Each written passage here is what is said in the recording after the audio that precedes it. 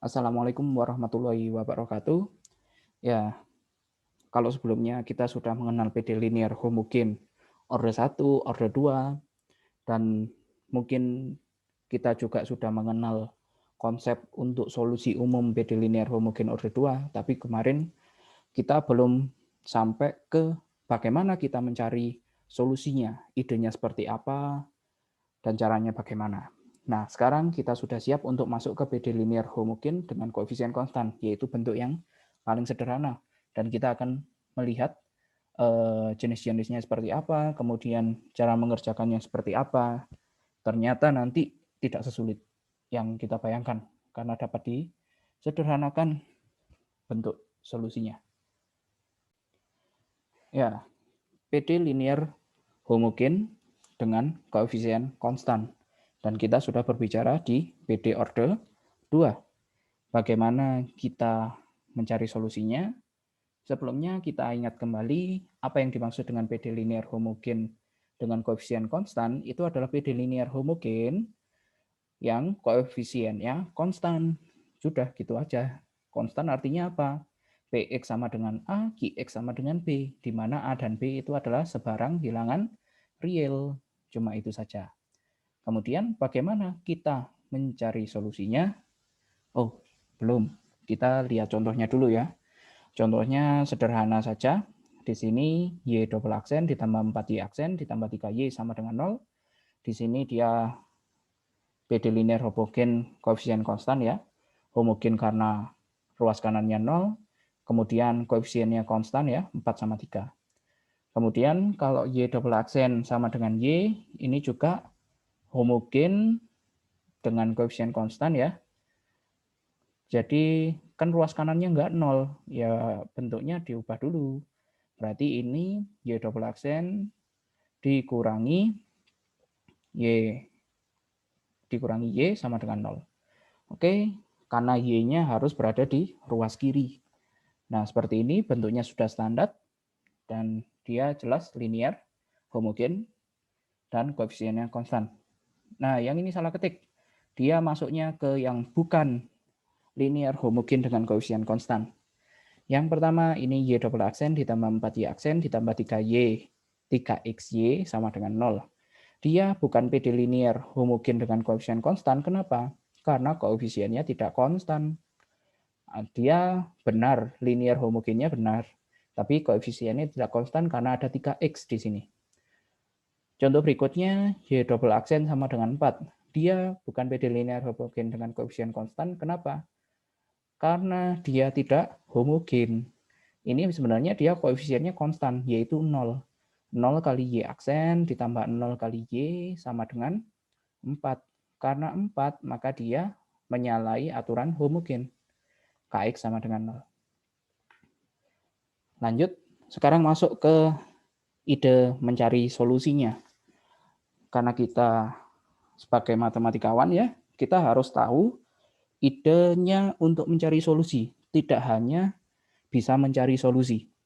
Karena kita ke depannya juga harus mempelajari konsep berpikirnya. Ketika kita memperoleh suatu bentuk baru, ilmu baru, kita bisa menganalisanya juga. Menerapkan konsep berpikir yang sudah kita pelajari sebelum-sebelumnya. Maka dari itu, kita pelajari ide untuk mencari solusinya. Baik, di sini ingat kembali bahwa PD linear homogen orde 1 itu bentuknya seperti ini ya. Y aksen ditambah KY sama dengan 0. Nah, ini PD linear homogen orde 1 dengan koefisien konstan. Koefisiennya adalah K, konstan. Nah, di sini bisa kita selesaikan dengan metode pemisahan variabel ya. Cukup sederhana. Jadi dia solusinya adalah ini solusi. Y sama dengan E pangkat negatif KX. Bagaimana memperolehnya? Saya rasa Anda sudah bisa mencarinya berdasarkan yang sebelumnya. Jadi saya langsung saja.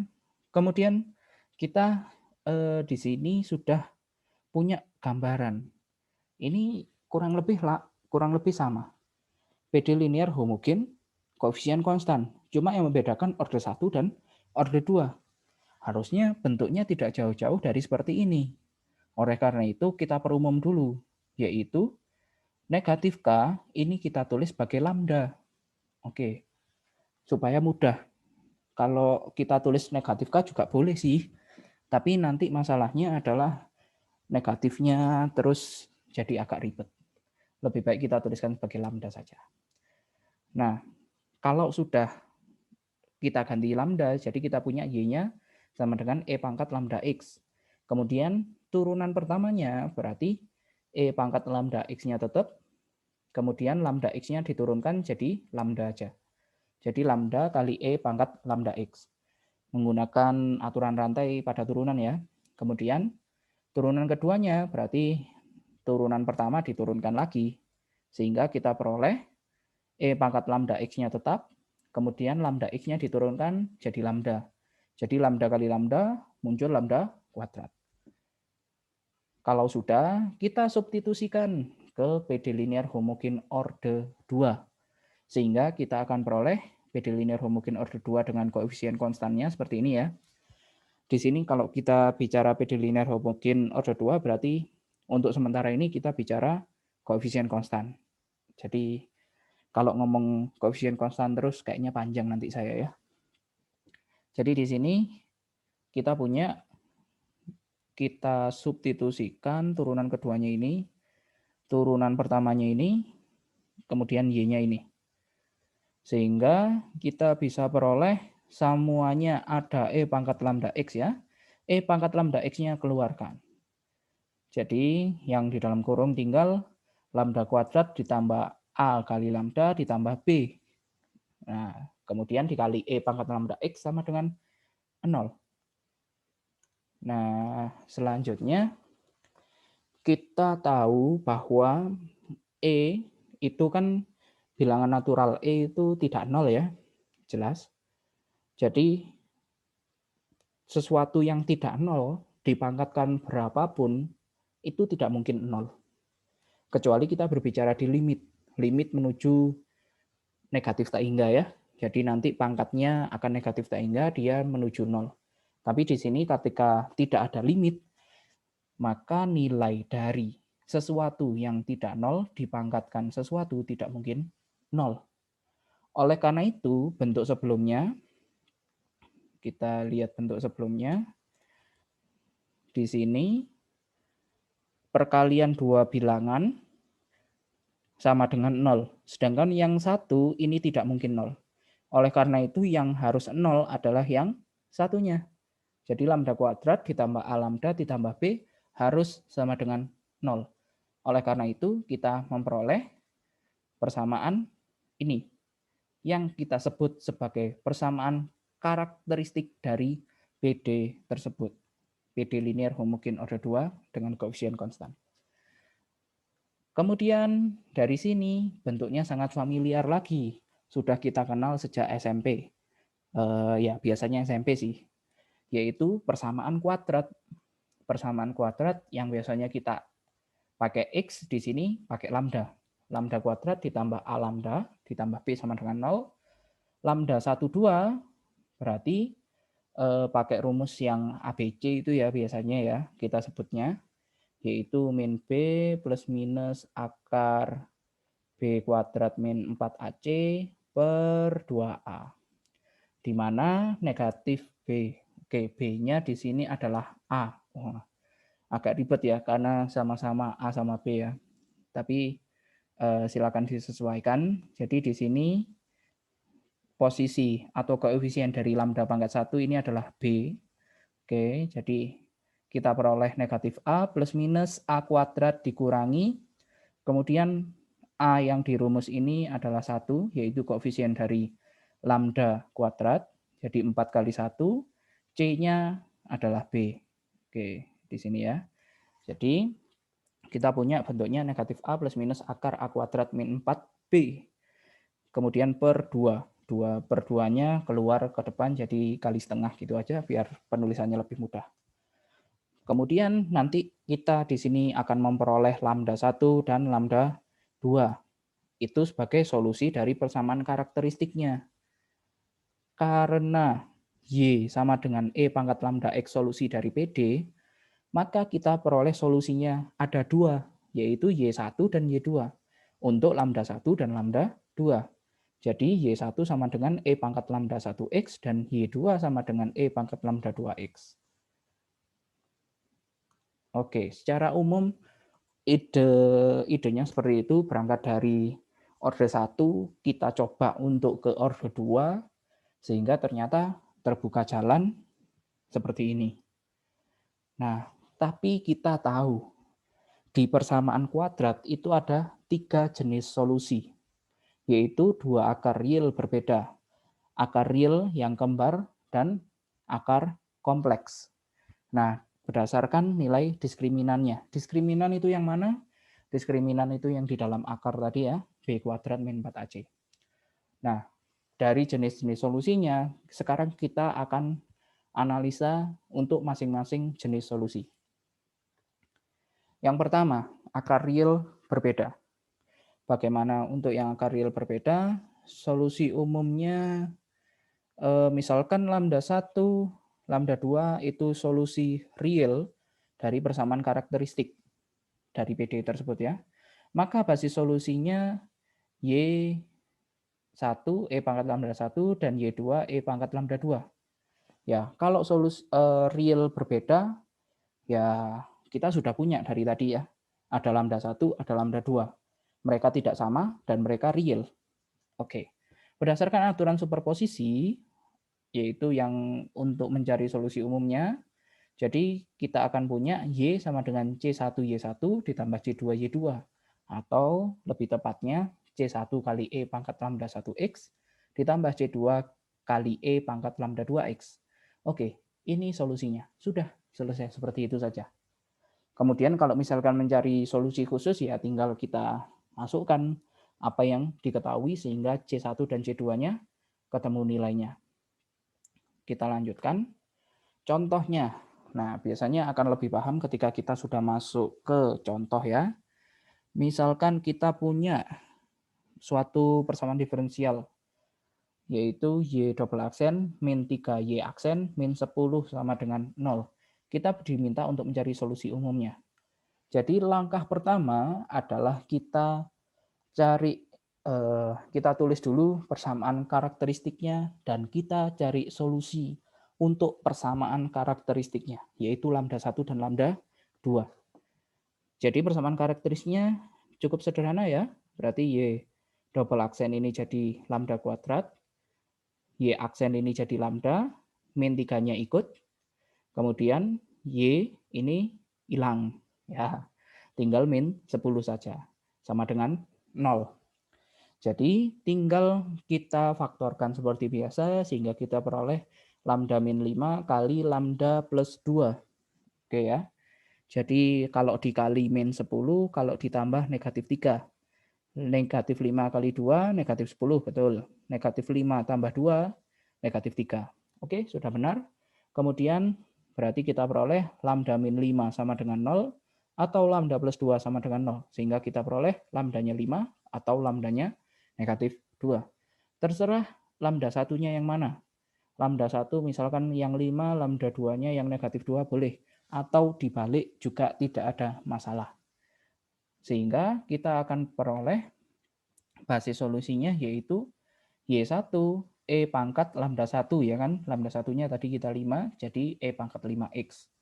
Solusi satunya yaitu Y2 E sama dengan E pangkat negatif 2X. Solusi umumnya, wah ini salah ketik ya. Jadi harusnya C1 kali E pangkat 5X ditambah C2 kali E pangkat negatif 2X. Oke, di sini salah ketik. Nggak ada tambah. Harap maklum ya, ngantuk mungkin saya kemarin. Oke, solusi selanjutnya. Maksud saya contoh selanjutnya. Di sini tentukan solusi khusus. Nah, kita sudah masuk untuk mencari solusi khusus. Ini yang lebih menarik untuk saya. Solusi khususnya dari PD Y double aksen min 11/3 Y aksen ditambah 2Y sama dengan 0. Dengan diketahui Y0-nya 5 dan Y aksen 0-nya 8.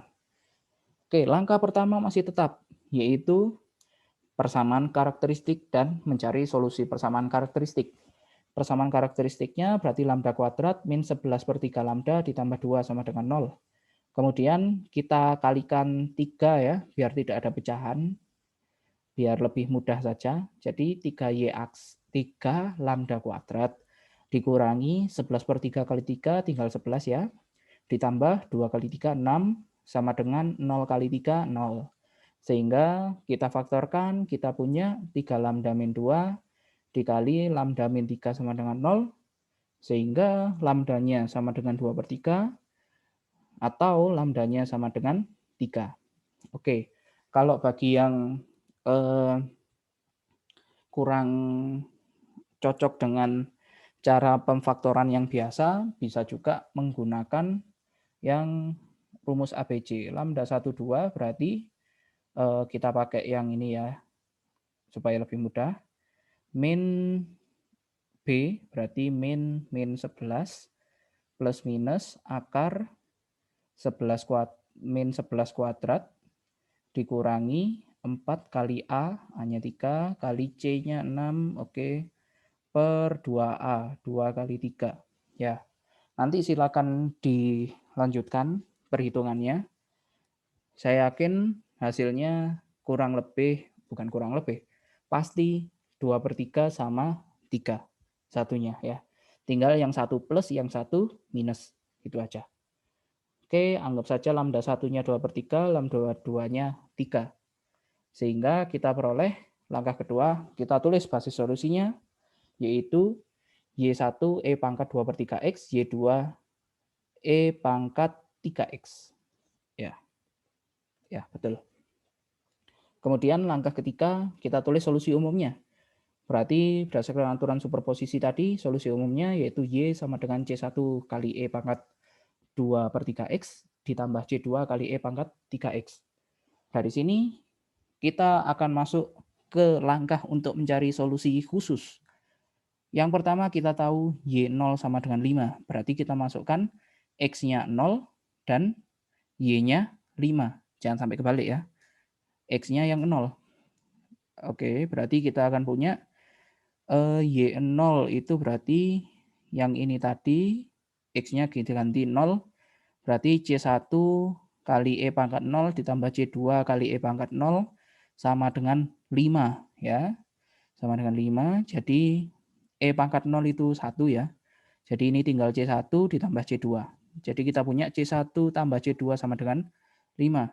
Kemudian kita punya satu lagi, yaitu Y aksen 0 sama dengan 8. Jadi karena kita berbicara Y aksen, maka kita perlu turunkan Y-nya tadi ya. Sehingga kita akan punya Y aksen sama dengan C1-nya tetap, E pangkat 2/3X kalau diturunkan, jadi E pangkat 2/3X, kemudian 2/3-nya diturunkan, jadi tinggal 2/3 saja. Ditambah C2 dikalikan 3 kali E pangkat 3X. Ya, logikanya sama.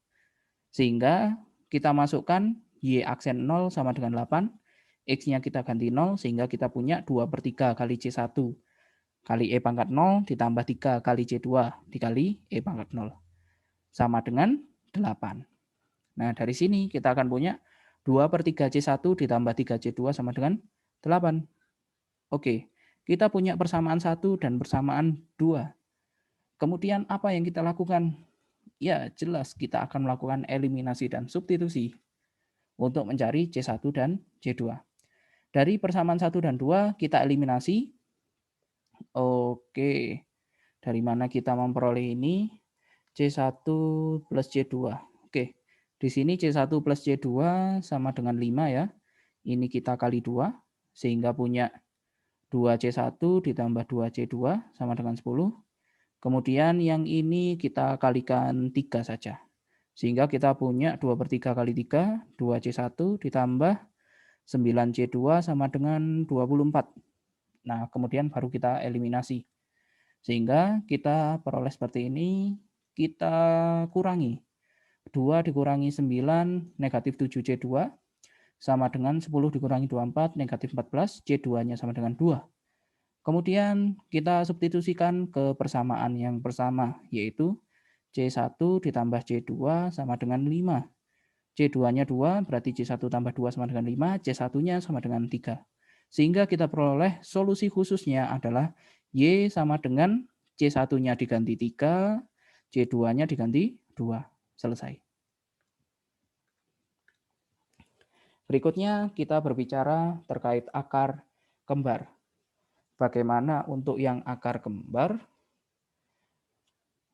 Kurang lebih masih mirip ya. Di sini berarti yang berbeda adalah lambda 1 sama dengan lambda 2. Sehingga basis solusinya kan nggak mungkin Y1 sama dengan Y2. Karena basis itu tidak boleh sama ya kan, antara Y1 dan Y2. Maka dari itu kita punya Y1-nya seperti biasa. Oke, E pangkat lambda 1X, Y2-nya yang berbeda. Di sini kita kalikan dengan X. Jadi kita punya X dikali E pangkat lambda 1X. Oke, tinggal kita substitusikan ke aturan superposisi ya. Sehingga kita punya Y, solusi umumnya Y sama dengan C1 kali E pangkat lambda 1X ditambah C2 kali X kali E pangkat lambda 1X. Oke, kenapa lambda 1, lambda 1? Karena lambdanya cuma 1, yaitu lambda 1 sama dengan lambda 2. Ya, oke. Di sini juga bisa disederhanakan, sama-sama punya E pangkat lambda 1X, jadi dikeluarkan tinggal C1 ditambah C2X dikali E pangkat lambda 1X. Oke, kita masuk ke contohnya. Contohnya, tentukan solusi umum dari 9 Y double aksen dikurangi 6Y aksen ditambah Y sama dengan 0. Dari sini kita tulis persamaan karakteristiknya terlebih dahulu ya.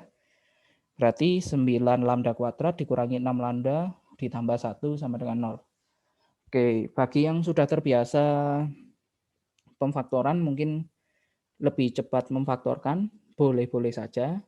Jadi ini 3 lambda, ini 1, kayaknya ini negatif-negatif ya. Oke, jadi negatif 1 kali negatif 1 hasilnya 1. Kemudian 3 lambda kali negatif 1, negatif 3 lambda. Negatif 1 kali 3 lambda, negatif 3 lambda. Kemudian kita jumlahkan jadi negatif 6 lambda. Ini kalau dikalikan jadi 9 lambda kuadrat. Oke. Jadi kita punya 3 lambda min 1 sama dengan 0. Lambdanya sama dengan 1/3. Oke, itu kalau misalkan mau pakai pemfaktoran secara langsung. Tapi bagi yang kurang cocok dengan cara itu, saya menyarankan yaitu rumus ABC. Ya, jadi lambda 12 sama dengan negatif 6 min B plus minus akar B kuadrat min 4AC ya, per 2A. Jadi kita punya 6 plus minus akar 36 dikurangi 36. Oke, akar 0 itu 0 ya. Berarti 6 plus minus 0 per 18, jadi 6 per 18. Sama dengan sepertiga. Sama saja. Oke, lambdanya sudah ketemu. Karena lambda 1, 2 sama dengan sepertiga, berarti lambda 1 sama dengan sepertiga, lambda 2 sama dengan sepertiga. Mereka akar kembar. Basis solusinya berarti tinggal kita sesuaikan seperti bentuknya seperti tadi. Berarti Y1 E pangkat sepertiga X. Y2-nya X dikali E pangkat sepertiga X. Solusi umumnya tinggal ditambah C1 sama C2 dan dijumlahkan. Selesai.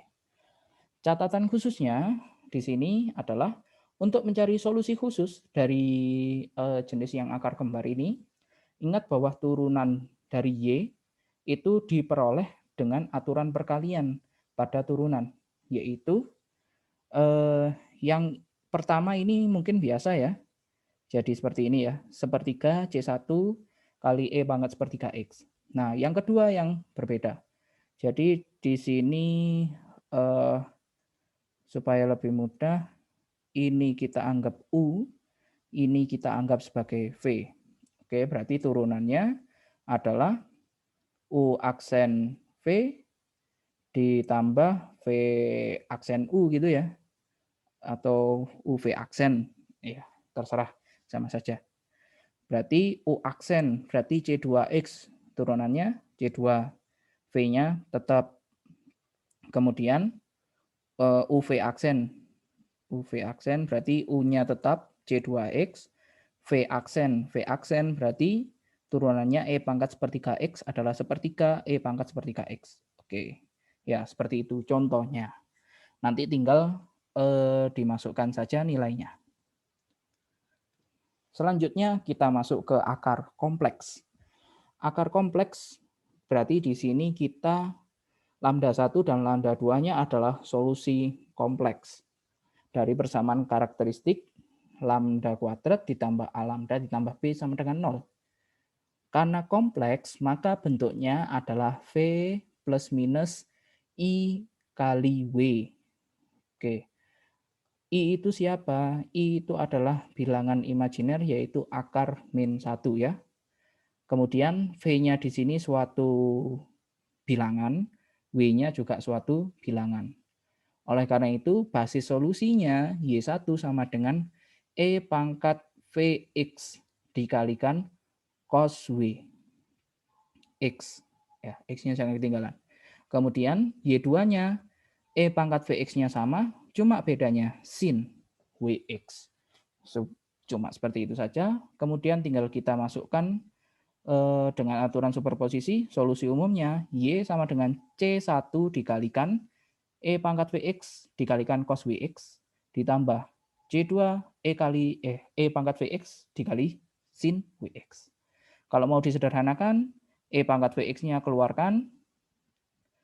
Jadi kita punya C1 cos Wx ditambah C2 sin Wx dikalikan E pangkat Vx. Nah, solusi umum dari. Nah, sekarang kita masuk ke contoh ya. Contohnya Y double aksen min 2Y aksen ditambah 2Y sama dengan 0.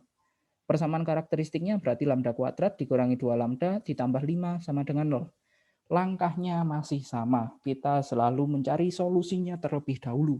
Solusi dari persamaan karakteristik. Nah, kalau sudah bicara akar kompleks, di sini berarti kita nggak bisa lagi pemfaktoran. Karena memang nggak bisa difaktorkan. Oleh karena itu, kita akan memakai rumus ABC. Lambda 1, 2 berarti min B, min 2 ya. Oke, ini B.